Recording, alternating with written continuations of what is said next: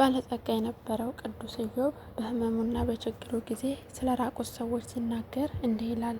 ወንድሞቼ ከኔ ዘንድ ራቁ፣ የሚያውቁኝም አጥብቀው ተለዩኝ። ዘመዶችም ተቆረጡ፣ ወዳጆችም ረሱኝ። ቤተሰቦቼና ሴቶች ባሮቼ እንደ መጻተኛ ቆጠሩኝ፣ በዓይናቸውም እንደ እንግዳ ሆንኩኝ።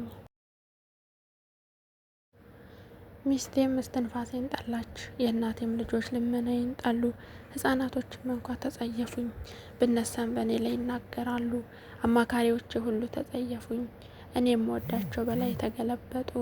መጽሐፈ ኢዮብ ምዕራፍ 19 ከቁጥር 13። እግዚአብሔር በችግርና በመከራ ጊዜ የማይሸሽ ወዳጅ ይስጠን፣ አሜን።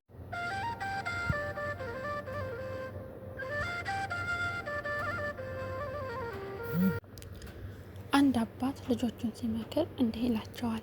ልጆቼ አንዴ ስሙኝ፣ መሞታችን አይቀርምና ከነዚህ ሁሉ እንራቅ። አትቅና፣ እንደ ቃየል ወንድምን ትገድላለህና። ዘፍጥረት ምዕራፍ 4:1 ቃየል ወንድሙን የገደለው በመቅናትና ገንዘብ በመውደዱ ወይም ስግብግብ ስለነበረ ነው። ክፉ ባልንጀራ አትያዝ፣ እንደ ሶምሶን በጠላት እጅ ትወድቃለህና። መጽሐፈ ምሳሌ 16:15 ላይ በአባትህ አትሳቅ፣ እንደ ካም ትረገማለህ። የኖህ ልጅ ካም በአባቱ ስቆ ነበር። ስለዚህ በአባትህ አትሳቅ፣ ትረገማለህ። እንደ ሴምና እንደ ያፌት እንሁን። ዘፍጥረት 9:20 አትመኝ፣ እንደ አዳም የዲያብሎስ ባሪያ ትሆናለህ። እግዚአብሔር ለእኛ አንድ ነገር ከሰጠን ወይም ሲያደርግልን እንደሚጠቅመን ያውቃል፣ አውቆም ይሰጠናል። እኛ ግን ያለንን ትተን የሌለንን እንመኛለን፣ ከንቱነት ነው። በሐሰት አትመስክር፣ እንደ ሐማ ባዘጋጀው ጉድጓድ ትገባለህ። መጽሐፈ አስቴር 7:1 ላይ አትስከር፣ አእምሮ አሳጥቶ የማይገባ ስራ ትሰራለህና። ዘፍጥረት 19:30 አትዘሙት፣ እንደ ሰሎሞን አምላክን አስረስቶ ጣዖት እንድታመልክ ያደርጋልና ከዚህ ይሰውረን። መጽሐፈ ነገሥት ካልዕ ምዕራፍ 1:11 ላይ ትዕቢተኛ አትሁን፣ እንደ ሰናክሬም ትወድቃለህ። መጽሐፈ ነገሥት ካልዕ 2:19 ገንዘብ አትውደድ፣ እንደ ይሁዳ ጌታህን ወይም አምላክን ያስክድሃልና። የማቴዎስ ወንጌል 26:14 ላይ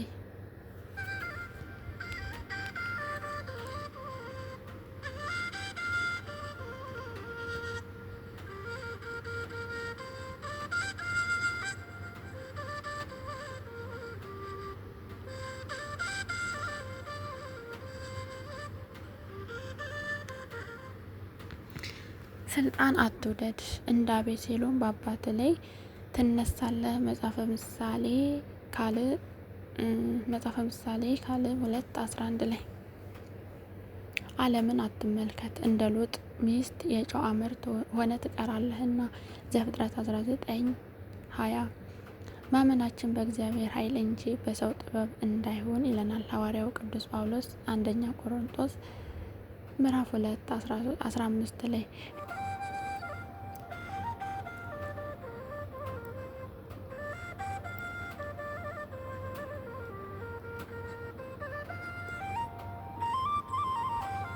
ሕይወት ዙረት ናት። ረጅም ርቀት የተጓዝክ ቢመስልህም የምትጨርሰው ከጀመርክበት ነው።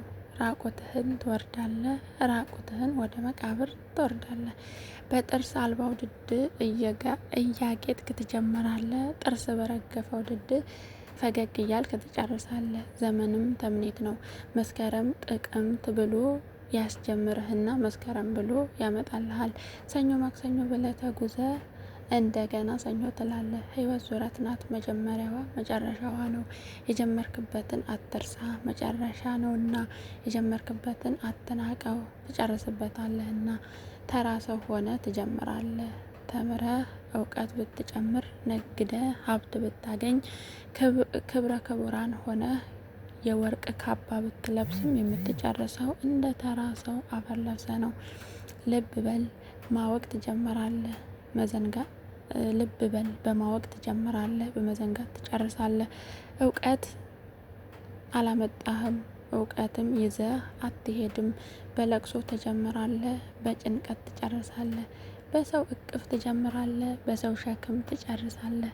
ልደትን ከሞት በምን ይለየዋል? ሞትህንስ ከልደት በምን ይከፋል?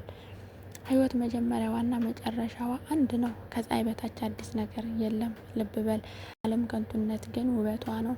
ዓለም አዲስ ነገር ቢኖራት እኛ እንዴት በጸጸተን። መድኃኔዓለም በቸርነቱ ለመንግስቱ ያብቃን። አሜን።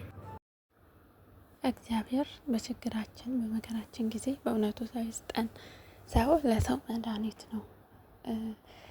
በጣም ስለወደድኩ ነው ይህን ታሪክ ያካፈልኳችሁ እና ከክፋት እንራቅ።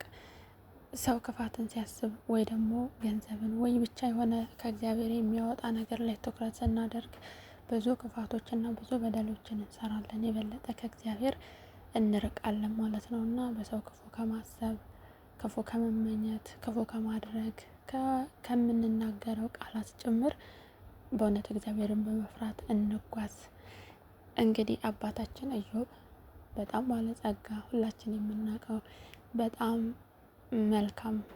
መልካም ልብ ያለው ደግ የነበረ ሰው፣ ባለው ጊዜ ብዙዎችን የሚያበላ ብዙዎችን የሚያጠጣ የብዙዎች አባት ነበረ። ሲያጣ ግን አንድ ሰው እንኳ አልተገኘም። ሁሉም ናቸው ትተውት የሄዱት ከእግዚአብሔር ውጭ ማለት ነው። ሁሉም ያኔ እኮ እንዲያደርጎልናል፣ ያኔ እኮ እንደዚህ ሆኖልናል የሚል ሰው አንድ እንኳ የለምና ዛሬም ባለን ጊዜ አቅም ባለን ገንዘብ ባለን ጉልበት ባለን ጊዜ እግዚአብሔርን ለማስደሰት እንሩጥ። ስንቸገርና ስናጣ የሚያነሳንና የሚያስታውሰን እግዚአብሔር ብቻ ነው። ሁሉም ወዳለው ይሄዳል እና ከኢዮብ ታሪክ አንድ የምንማረው ይሄ ነው። ሚስቱ እንኳ ሳትቀር ነች ትታው ሄደችው። እግዚአብሔርን ስደብ በቃ ምናምን ብላ እንደውም እንትን ስትል የነበረው ታሪኩ መጽሐፉ ላይ ማለት ነው። እና ማንም የኔ የሚባል ሰው እንኳ የለም። እግዚአብሔር የኛን ሰው ይስጠን። ከዛ ባለፈ ግን አንድ አፍታ ብንታመም ለሚረሳን ሰው ሳይሆን ዘወትር በችግራችን ብናጣ ብናገኝ እንድንሰራ እንድንኖር ለፈቀደልን ለረዳልን እግዚአብሔር ሁልጊዜም ቢሆን እርሱን ለማስደሰት እሱ እንደሚፈልገው በሕጉ ለመኖር እኛ በስርዓት በእግዚአብሔር ሕግ ብንሄድ የምንጠቀመው እኛ ነን እንጂ እግዚአብሔር አይደለም። እኛ ብንጠፋ እኛ መልካም ብንሆን ለእግዚአብሔር ምንም አይጎልበትም፣ ምንም አይጨምርለትም። ግን ለእኛ ነው። የእኛ አካሄዳችን ይቀና ዘንድ እግዚአብሔርን ደስ ለማሰኘት ዘወትር እንትጋላለሁ። በሌላ ቪዲዮ እስከምንገናኝ ድረስ ሰላም ቆዩልኝ። ይህን ቪዲዮ ከወደዳችሁት ደግሞ ላይክ፣ ሼር በማድረግ አበረታቱኝ። ሰብስክራይብ በማድረግ ደግሞ ቤተሰብ ሁኑ እላለሁ።